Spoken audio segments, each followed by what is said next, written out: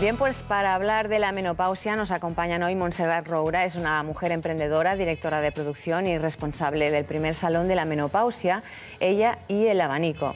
También nos acompaña la doctora Inma González, médico experta en terapias alternativas y directora del Centro Médico Novadona en Barcelona y que nos trae su abanico. Y el doctor Mariano Durán, ginecólogo del Hospital Severo Ochoa de Madrid. Muy buenas tardes a los tres. Hola, buenas tardes. Y bienvenidos. La menopausia tiene incluso un día mundial que se celebra precisamente hoy.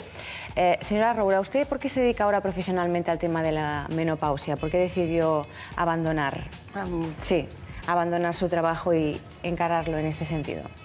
Porque me di cuenta de que había poca información y la que había estaba como muy desperdigada.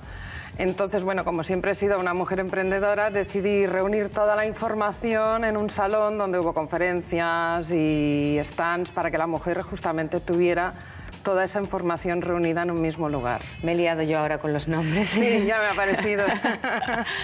Bueno, a los doctores, aparte de provocar molestias como los sofocos, la menopausia por sí misma implica algún problema para la salud. Quiero decir, si la falta de producción de las hormonas femeninas deja a la mujer más vulnerable ante alguna enfermedad, ¿es así o no es así?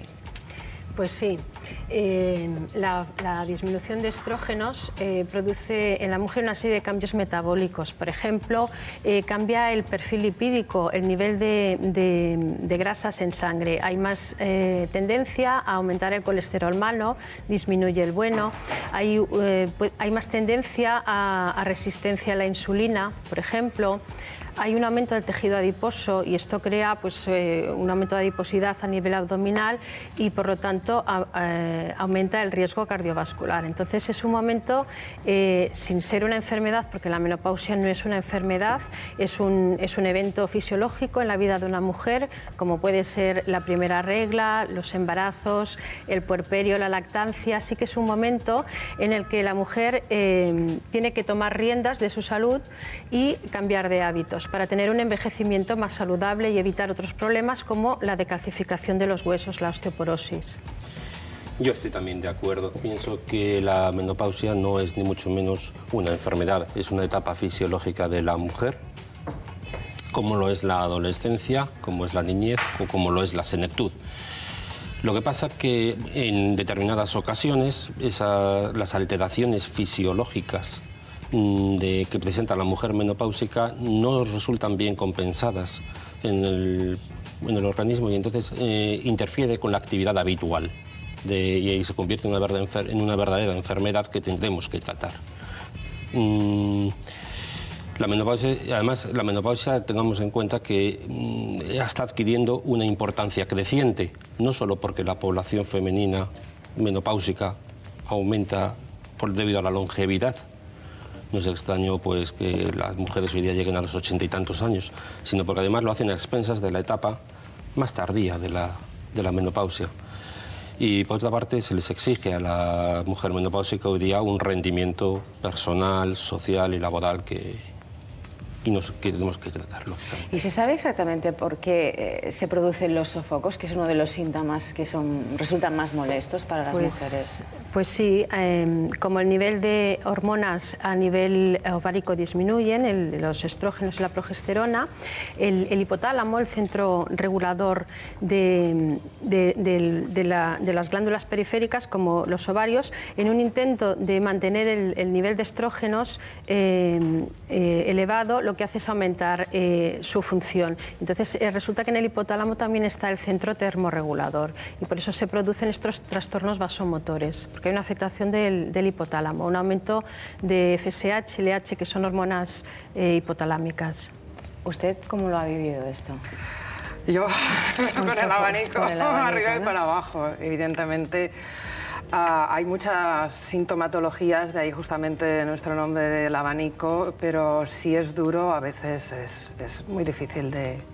Y sobre todo además existe la típica frase, estás menopáusica, puesto que... Una frase muy machista, por cierto. Y muy despectiva, que claro, como uno de los síntomas es la irritabilidad, entonces es muy fácil decir, estás menopáusica, ¿no? Yo pienso que cuanta más información haya, más comprensión habrá hacia este síntoma y por lo tanto menos insultos. Porque en los hombres existe una etapa similar a la menopausia en las mujeres. No, no existe semejante porque no tenemos estrógenos. Entonces, yo lo que sí que quisiera indicar es que los sofocos, aunque es un síntoma muy llamativo y que es un síntoma muy molesto en la mujer menopáusica, es un síntoma que desde el punto de vista orgánico tiene poca importancia, es decir, tiene poca repercusión en la salud de la mujer. Será molesto, pero no es malo. Y es una de las razones más importantes por las cuales nos obliga a instaurar un tratamiento en la menopausia. ¿Y qué hábitos serían aconsejables para mejorar la salud de la mujer cuando entra en esta etapa? Sobre todo hábitos dietéticos. Nosotros, como médicos, tenemos una función preventiva en la población. De hecho, la medicina nació de la dietética. Los antiguos griegos tenían las 5 leyes de la higiene y enseñaban a cómo vivir para no enfermar. Y pienso que hay que recuperar el concepto hipocrático de higiene y que el alimento sea nuestro medicamento. Entonces, bueno, hay que explicar a nuestras pacientes que va a haber una tendencia al aumento del colesterol, como he dicho, que hay una tendencia, ellas lo notan, te lo explican, que están engordando y no saben por qué. Y precisamente las mujeres más delgadas son las que más engordan, porque el tejido adiposo tiene un mecanismo para seguir produciendo estrógenos. Es un mecanismo que convierte la androstenediona en estrona. Entonces, las mujeres más delgadas aumentan 3 o 4 kilitos, sobre todo a nivel abdominal, y en cambio las más gorditas, incluso la desaparición de la regla la tienen más tarde. Entonces, hay que aumentar el ejercicio físico. Aparte de las pautas alimentarias que hay que dar a las pacientes, ellas, las que hacen ejercicio, ya ven que para mantenerse en su peso y para mantenerse bien tienen que hacer más ejercicio. Pero cuesta, ¿eh? Cuesta. Parte de aquí cuesta muchísimo. Pero vale la pena. Y muchas mujeres encuentran en el ejercicio físico una válvula de escape al estrés, a la irritación, a la ansiedad. Hay muchas que comienzan a correr a los 40 años. Yo me encuentro con mucha gente que pero empieza a correr a los 40 años. En cambio, hay otro tipo de mujeres que prefieren pues, técnicas como el yoga, como el tai chi, que es meditación Pilates, en movimiento, también, porque necesitan más pues, la tranquilidad que da este tipo de ejercicio. Y aparte de esto, bueno, suplementos, hay que cuidar los huesos. Entonces, suplementos en calcio, en vitamina D y por ejemplo, nosotros recomendamos pues, el colágeno, que va muy bien para mantener la estructura, porque el hueso no solo son sales cálcicas, por mucho calcio que tomes, como no haya una buena estructura de colágeno donde se fije, las sales cálcicas no van a poder fijarse. Entonces, alimentación, ejercicio y gestión del estrés. Yo estoy de acuerdo con que las medidas preventivas son ideales para prevenir un estado patológico de la menopausia, es decir, para que la menopausia no se transforme en clínicamente sintomática y nos imposibilite hacer una actividad normal que nos obligue a hacer un tratamiento. Creo que lo más importante, efectivamente, es que la dieta sea adecuada. Es que, dado que nuestra población femenina generalmente la ingesta de calcio, y creo que estarás de acuerdo, es bastante pobre, pues casi sistemáticamente hará falta un aporte externo de calcio y vitamina D, que efectivamente que no lleven una vida sedentaria, que lleven una vida que anden 20 minutos de prisita todos los días, que no fumen, que no beban, que no tomen alcohol, que eviten los hábitos tóxicos, pero lo más importante yo creo que es cómo llegamos a la menopausia, es decir, cómo hemos llevado la vida premenopáusica anteriormente.